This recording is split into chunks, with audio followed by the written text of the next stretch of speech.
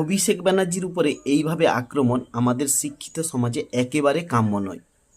কারণ ডিমগুলো না ছুটতে পারতো, ডিমগুলো গরিব মানুষকে দিয়ে দিলে ওরা ভেজে খেত।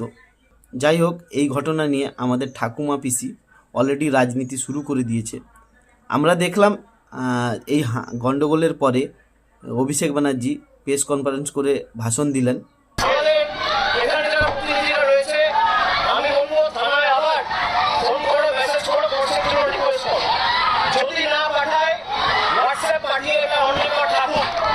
আমরা কি দেখলাম, ডাক্তাররা বলছে ভর্তি হতে হবে না, প্রাথমিক চিকিৎসার পরে ছেড়ে দিচ্ছে, সেরকম কোনো গুরুতর আঘাত নেই। কিন্তু আমাদের ঠাকুমা পিসি কি বলছে, আইসিইউতে ভর্তি হতে হবে, এখানে হবে না, ওখানে হবে না, নাটক, কত রকমের নাটক। চলুন সেই নাটকগুলো একটু দেখে। আমি কি এই দেশে বাস করি যেখানে চিকিৎসা মারবার পরে চিকিৎসা পর্যন্ত করতে দেবে না? যদি প্রয়োজনই না ছিল তাহলে আইটিইউতে নিয়ে গিয়ে কেন 2 ঘন্টা তাকে রেখে টেস্টগুলো করার অ্যাডভাইস করা হলো? 8:15 থেকে প্রায় 11টা বাজে, এখন জাস্ট 2 মিনিট আগে হাতে স্যালাইন করে নিয়ে গেছি, বাড়িতে নিয়ে যাওয়া হচ্ছে, বাড়িতে হসপিটাল তৈরি করা হয় বলে। অ্যাপেলে তো কিছু ওখানে সেট করেছে, ডাক্তার বলছে let me take permission from CO, then will decide admission করবে কি করবে না। এখানে নিয়ে এলাম, ওরা সঙ্গে সঙ্গে আইটিইউতে নিয়ে নিল।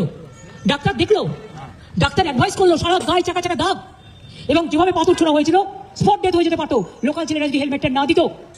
ওর বুকের এখানটায়, বুকের মাঝখানটায়, বুকের চারপাশে পুরো রক্ত জমে আছে, এবং সেটা আমি নই, এটা ডাক্তাররা বলেছেন। এইগুলো করতে হবে। ও সারা শরীরে রক্তের দাগ আছে, বুকে আছে, আমি নিজে দেখেছি, আমি যখন অ্যাপোলে গিয়েছিলাম।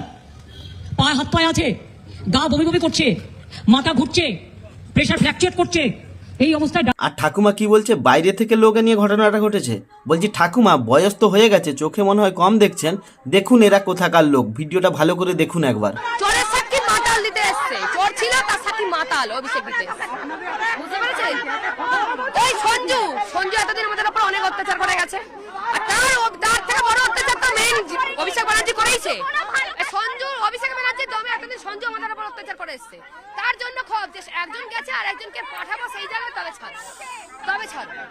রাস্তাঘাট নিয়ে ক্ষোভের কথা বলছেন আপনারা? রাস্তাঘাট তো হচ্ছে না, সঞ্জু করতে যায়নি, সঞ্জুর বক্তব্য ছিল আমিও ভোগ করতে পারবো না, তোমরাও ভোগ করতে পারবে।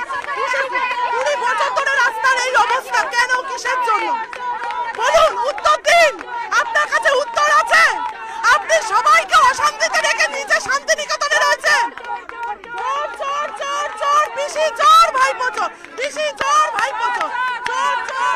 এত ক্ষোভ আপনাদের?